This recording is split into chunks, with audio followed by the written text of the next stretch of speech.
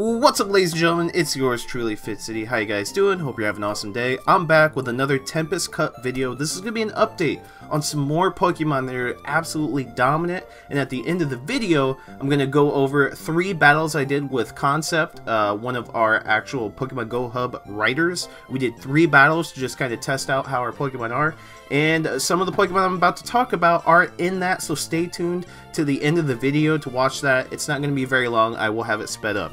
But first off, I want to go over Dugtrio, Alolan Dugtrio that is, because I got a question about saying, hey, is it going to be any good because of its steel typing, its moves?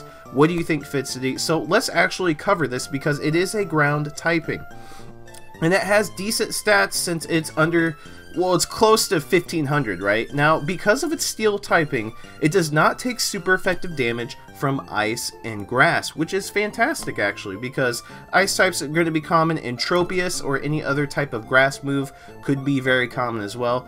I should say Tropius is going to be common, but you can run into a grass quick move Mantine, for example. That would be an interesting scenario to be in, but a possible scenario. So grass and ice do not do super effective damage. It does neutral damage. So it is weak to fighting, fire, ground, which you can come across, and water, which you can come across. But of course, it's got crazy resistances. Now, if we go to moves, that's where things get interesting. So Metal Claw or Mud Slap? Honestly, in this case, I would run Metal Claw. Metal Claw does super effective damage to fairies in case you come across a Togetic, which is possible.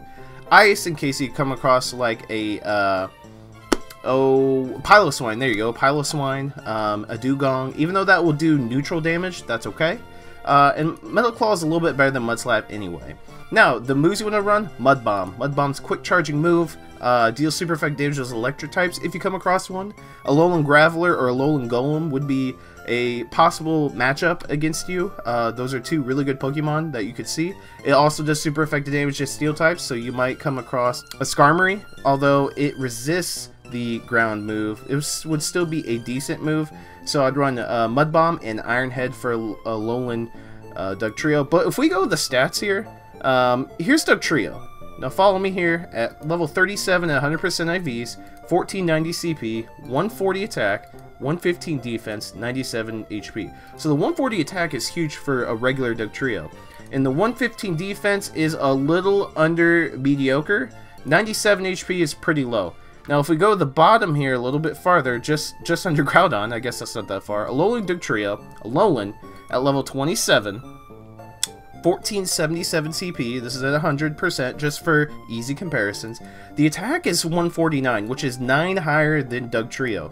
The defense is 4 lower, not good. The stamina is 10 lower, not good. But you're sacrificing some defensive capabilities due to your typing.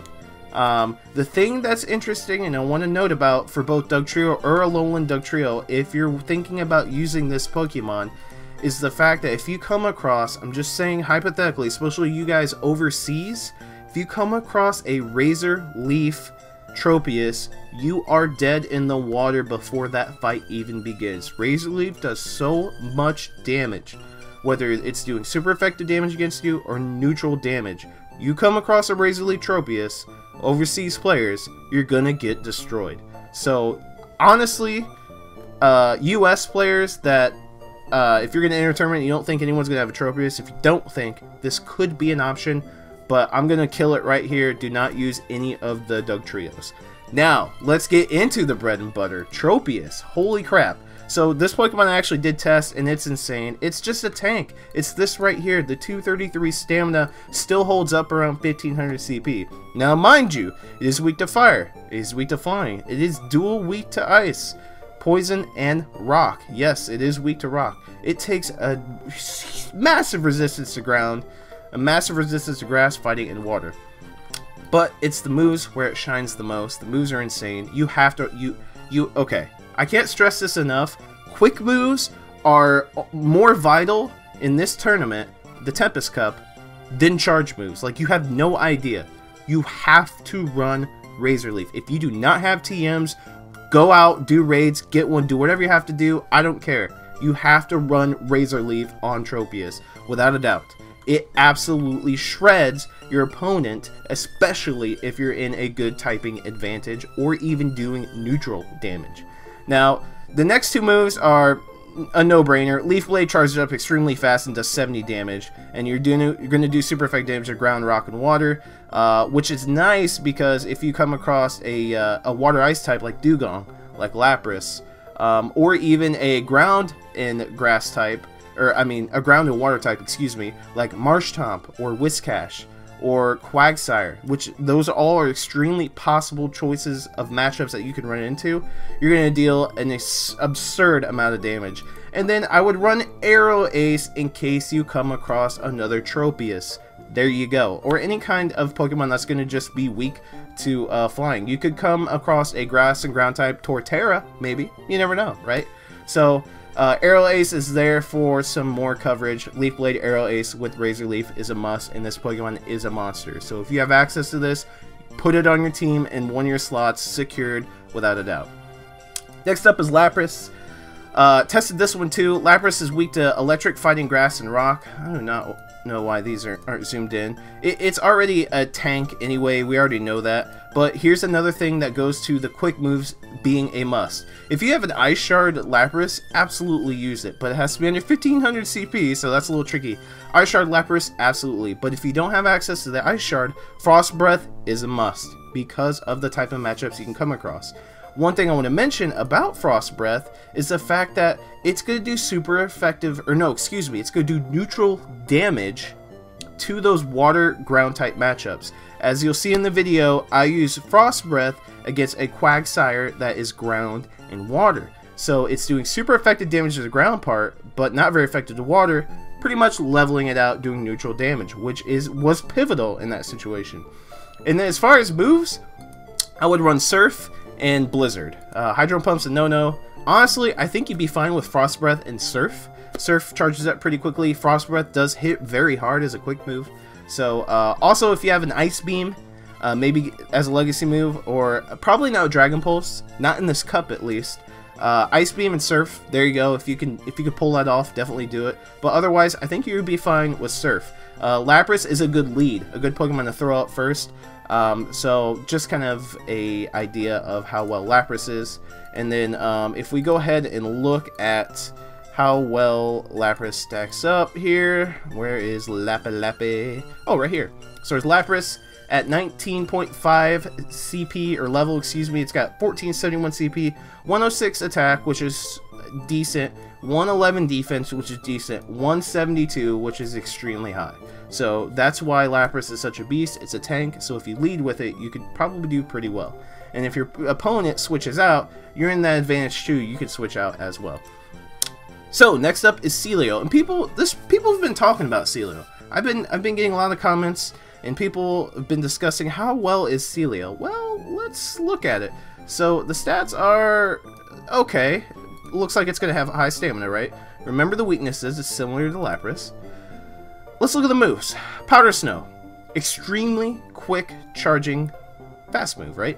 So super effective to Dragon, great. Flying, great. Grass, great. Ground, great. Great! Quick moves. Body Slam. Charges up extremely fast, but it's not very effective to Ghost, Rock, and Steel. Now you could come across a Steel type, like Skarmory, for example. You could come across a Rock type, like a Alolan Golem or a Alolan Graveler, for example. So this one doesn't have too much of a use. So you're going to have to run Aurora Beam, because Ice is a very important move in this meta. So you definitely have to run Body Slam and Aurora Beam. I would not go with Water Pulse.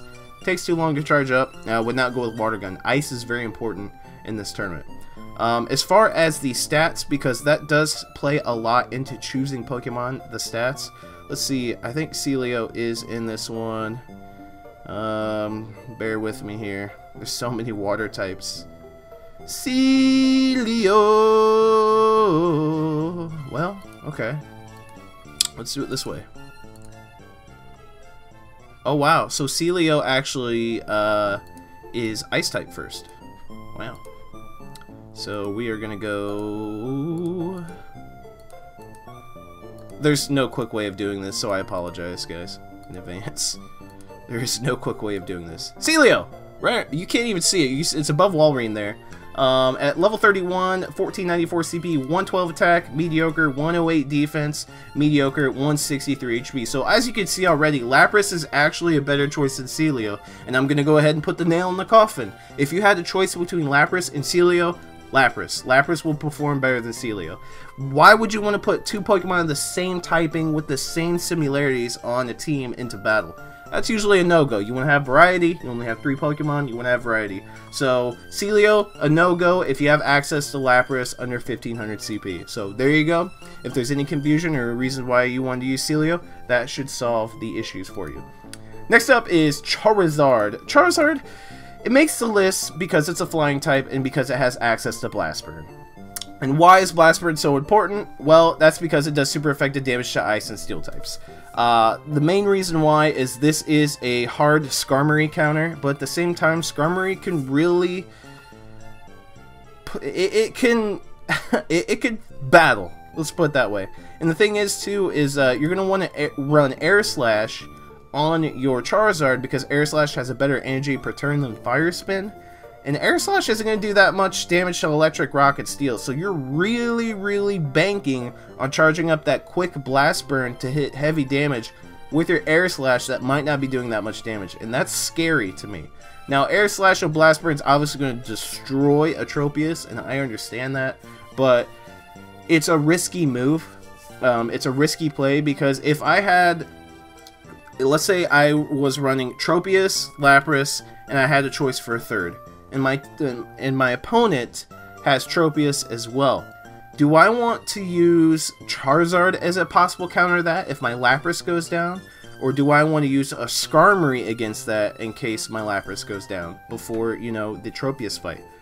I want Skarmory. I want Skarmory with Air Slash and Sky Attack. I do not want Charizard with Air Slash and Blast Burn due to the fact that Charizard could... It's not going to be as beefy as Skarmory. Skarmory performs better in the Great League. Charizard has its moments, and it could be a very good random situational choice. Should you put it in your team? Test it. This is a Pokemon I haven't tested yet. Test it. But let's look at the stats, because maybe we can figure this out on our own already. So let's go ahead and look at the stats and see how well Charizard would hold up to begin with. So let's see, it is a fire type, there we go. Charizard, there we go. Charizard at level 18, 1486 CP, as a 134 attack, which actually isn't bad. Defense is 106, kind of low, and the stamina is 113. So it's somewhat well-rounded. It's not the best stats, it's not the greatest stats. The attack's kind of high, so... You'll have to choose and see if you really want to run Charizard or not. But as far as the second move for viability, run Dragon Claw, because Dragon Claw is a very quick charging move. You could draw out shields. So if you run Charizard, this is a Pokemon you should probably run first or second. To 1, maybe quickly deplete your opponent's shields, and 2, maybe get your Charizard out of the way, deal the damage, get out of there and die. I know that sounds kind of strange, but that's kind of how you would do it. And last is Altaria. Altaria is interesting. It's very situational, and you have to almost predict your opponent's complete lineup and their first move, because Altaria is going to get destroyed by anything that has ice in it. So we already know and are aware of how good Altaria is. Dragon Breath, Sky Attack, Dragon Pulse is definitely the ideal moveset, but the thing is Dragon Breath, I mean... Steel, you could come across Steel, like, for instance, I believe I came across a Skarmory at the end of the video here, and I'm not doing that much damage with Dragon Breath. And then Sky Attack is going to do no use against Skarmory, and neither is Dragon Pulse. So it was a pretty scary situation. I do believe I either switched out Pokemon or I fainted. I can't remember. Altaria is so situational. Now, I get people asking this all the time. Fitz City, why would you not run Dazzling Gleam on Altaria? It takes forever to charge up.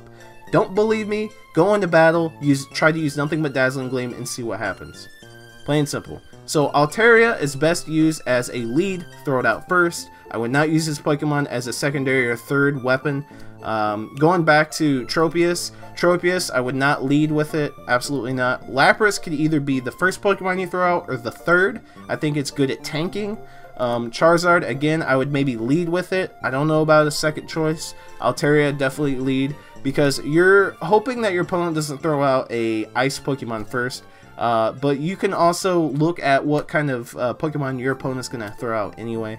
So there's the most common, probably the most well thought out Pokemon that you could probably use in the Tempest meta. Tropius, absolutely. Lapras, absolutely. Charizard has situations. Sealeo, no, because of Lapras. Dugtrio, probably not. And then Altaria has its situations as well. You could argue Flygon, but Flygon's the same as Altaria, because I'm not going to cover it in full detail. But Flygon is in the same boat as Altaria. So if you're wondering about Flygon, there you go. My best advice is literally practice. Get with somebody that has their team set up. You get with your team set up and test them. See your opponent's moves. Figure out what they throw out first. Figure out what works, what doesn't. Like I said, your fast moves matter the most. So play with those and then go with charge moves.